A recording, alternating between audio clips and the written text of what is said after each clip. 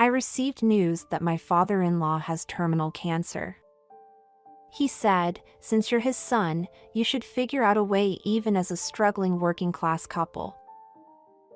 My sister-in-law didn't bother visiting or being present during his final moments. My father-in-law had something he desperately wanted to give me, but when he handed it over, I was handed something outrageous. Furthermore, my father-in-law said the following: "There's one more thing that I've been hiding from you. My name is Linda, and I'm 45 years old. I have been working as a part-time employee since my younger days. At a caregiving facility, I became a full-time employee a few years ago, and I have been working there ever since. James and I grew closer after he received guidance during his early days, and we eventually got married after an office romance. My husband James and I grew closer after he received guidance during his early days, and we eventually got married after an office romance. And our only son is now a university student living on their own. They have become independent and I have fully dedicated myself to my work now. My mother-in-law passed away a few years ago due to cancer. Then, one day, we received the news that my father-in-law also had terminal cancer, which was inoperable. I wonder if our family has a cancer-prone lineage. I should be careful too. I listened to James murmuring like that, and we headed to the hospital. Wait, where's my sister? Seriously, again? I listened to James murmuring like that. We met up with my father-in-law and entered the examination room to hear what the doctor had to say. Even though my sister-in-law Karen had been informed in advance by both James and me, on that day, she didn't show up for the doctor's discussion. When we later checked, we found that Karen had actually replied to the message. I couldn't believe my eyes as I saw that. Why do I have to go and hear such things? When we later checked, we found that Karen had actually replied to the message. Just leave your sister alone. It's pointless to say anything to her. Even so, your father-in-law is important. Maybe your sister-in-law just doesn't fully understand the situation.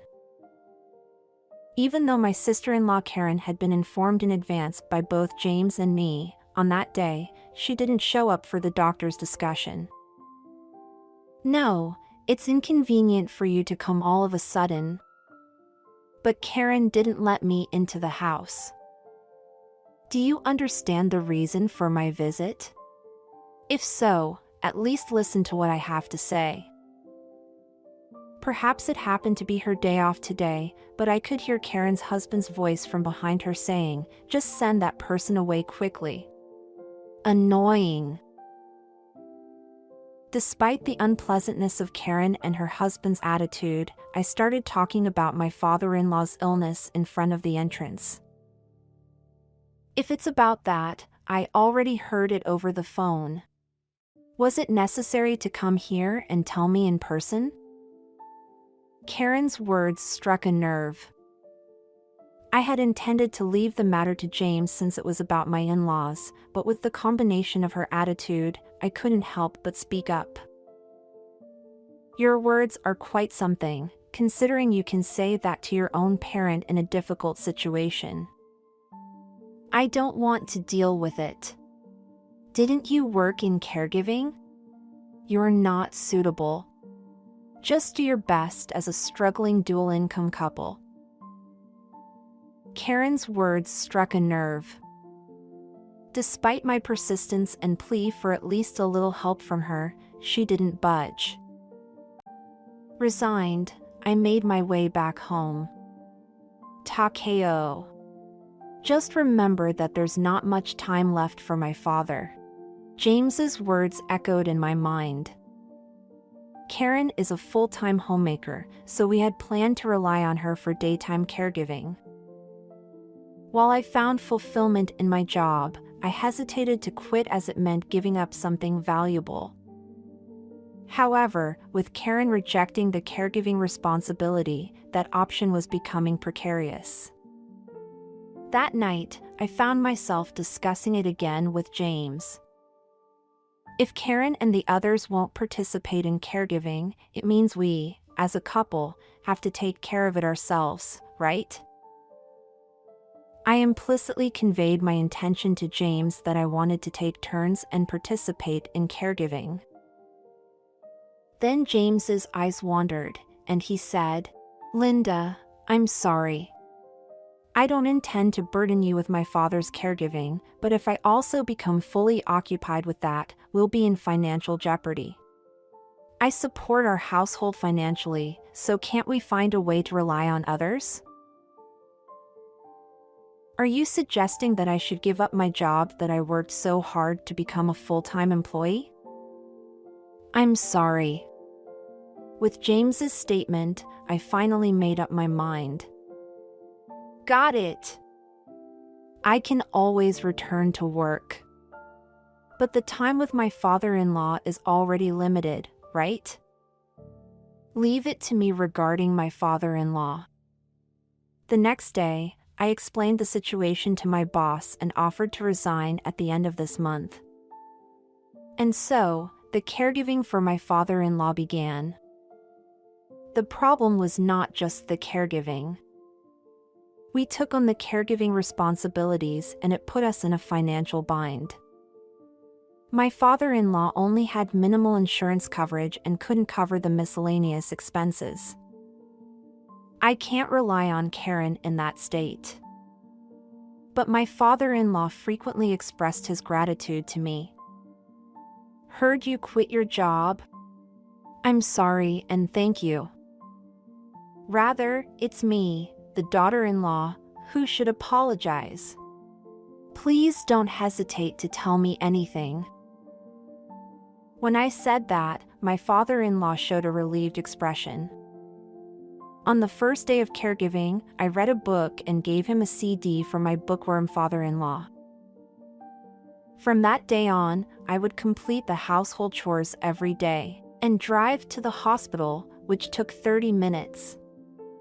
James would also come to the hospital every day after work to check on my father-in-law's condition. My father-in-law never showed any signs of struggling with his treatment.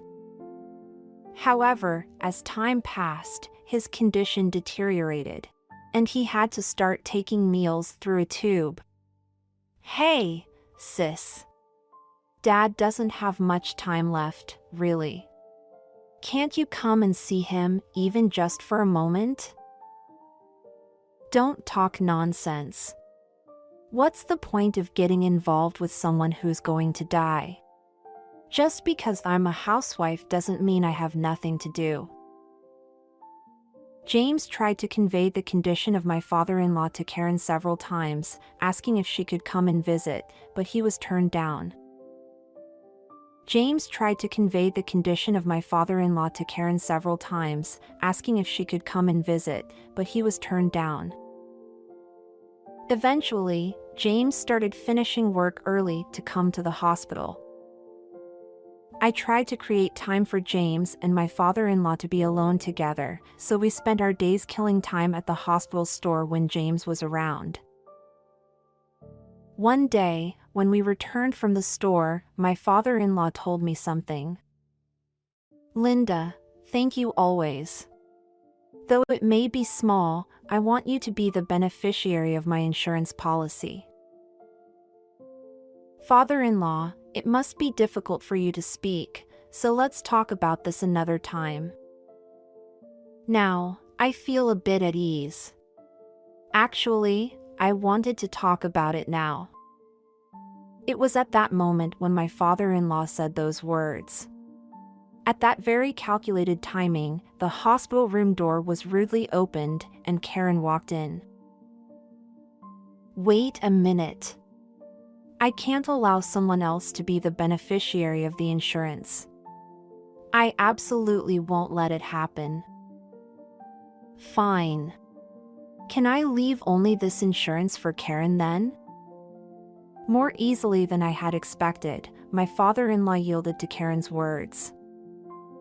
I wasn't coming here for the money, but honestly, I thought Karen was being audacious. However, apart from the insurance money, let's give everything else to you and James as a couple. If Karen promises that she won't do anything for you and James in exchange for receiving the insurance money, then that's fine. What are you saying? That's more than enough.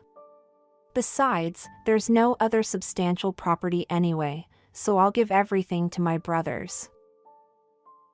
Karen, who was supposed to have come to visit, left these words behind and quickly went home. As I watched Karen's back as she left, I couldn't help but feel puzzled and bewildered about why she had come to visit at this timing. James and the others were laughing in a strange manner. While James was understandable, it was surprising to see my father-in-law laughing so innocently. It was somewhat unexpected. Karen fell for it completely, James said. I told her that there was an important matter from father, and I contacted you in advance, sis. Karen, well, she didn't even come when our mother was critically ill. She's a troublesome daughter, my father-in-law said with a wry smile. Father asked me to bring this from our family home, James said as he handed a locked safe to my father-in-law. Quietly, my father-in-law opened it and took out a cash card from inside. He then handed it to James and me.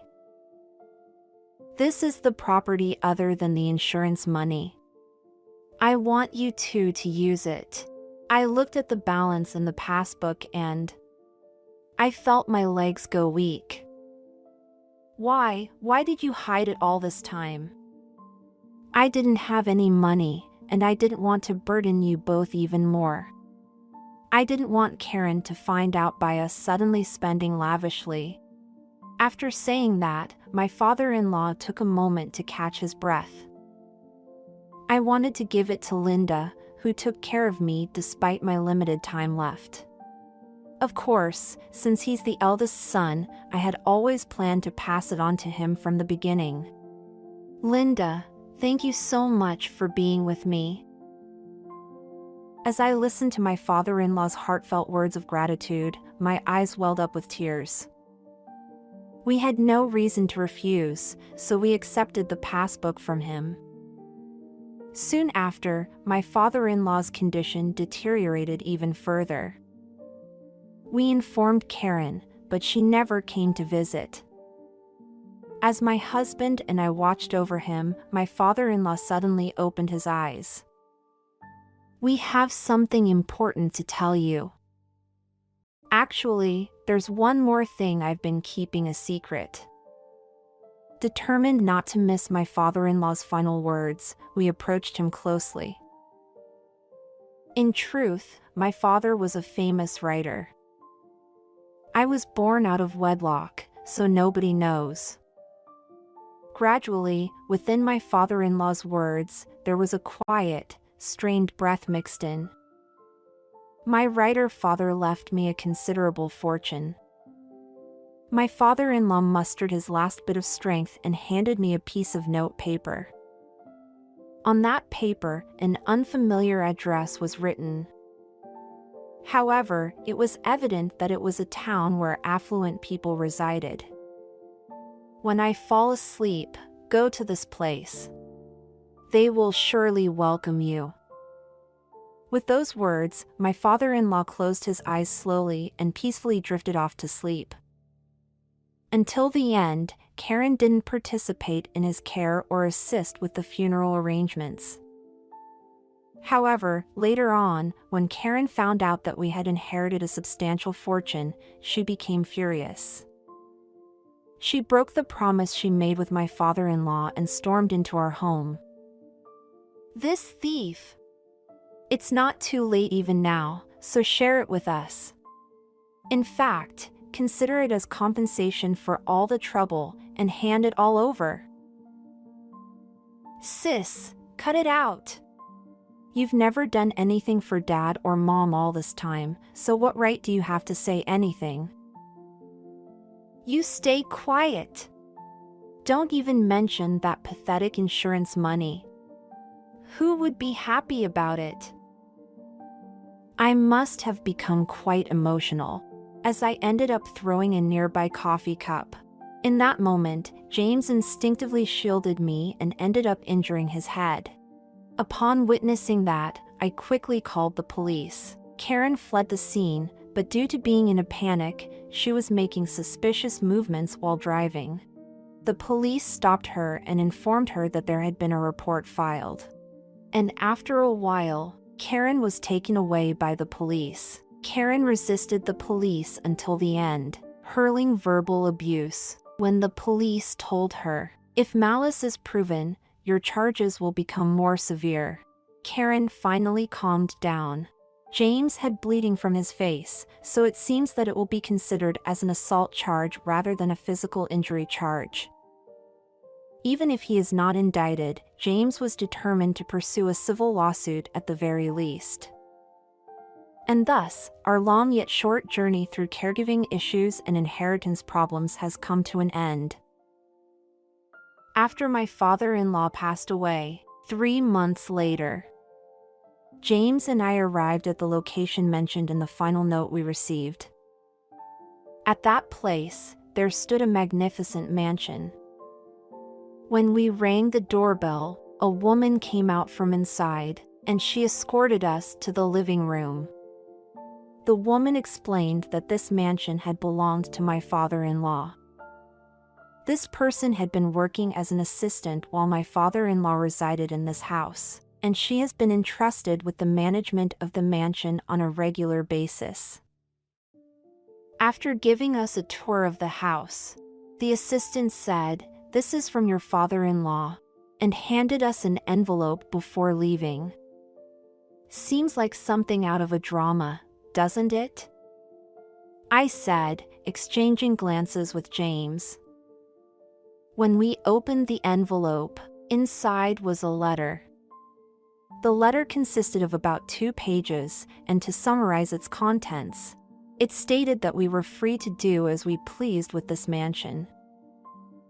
If Karen were to find out about this, we were uncertain about what she might do, so we firmly pledged to keep it a secret from Karen. After that, I returned to work. Perhaps due to the shortage of caregivers, I have been surprisingly welcomed by my colleagues, which makes me happy. As for that house, we currently have no plans to use it as our residence. We intend to cherish it as precious memories with my father-in-law and protect it together.